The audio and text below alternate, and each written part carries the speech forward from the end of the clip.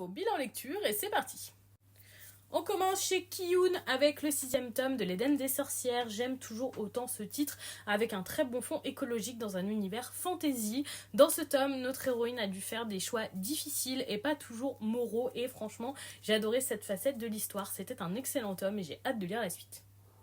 On va chez Michel Lafon avec le second tome d'High School Mercenary. Je m'étonne beaucoup à aimer ce titre, mais il est vraiment excellent.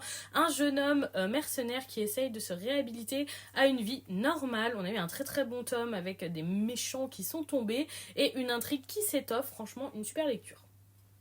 On continue chez Soleil Manga avec Jules César, la guerre des Gaules, et là malheureusement je n'ai pas trop aimé cette lecture. Normalement les lectures comme ça biographiques et historiques ça me plaît beaucoup, mais là c'était très très lourd à lire et redondant. On passe juste d'un combat à un autre que Jules César auquel il a pu participer et franchement je suis un peu déçue, c'était long à lire et pas très intéressant. On passe chez Vega avec le 5e tome de Boko Stratège. J'aime toujours autant ce titre qui prône l'attaque par la défense. Très très intéressant, très original. On sent qu'on commence à arriver sur la fin du titre. Les altercations sont de plus en plus intéressantes et bien menées. C'est très très bien écrit, j'apprécie vraiment. On termine chez Akata avec le premier tome des Royaumes Carnivores qui m'a été conseillé par Kushia Collection. Sympathique mais un peu étrange pour ce premier tome. J'ai peur d'une certaine redondance, il faudra que je continue. Avez-vous lu ces titres ?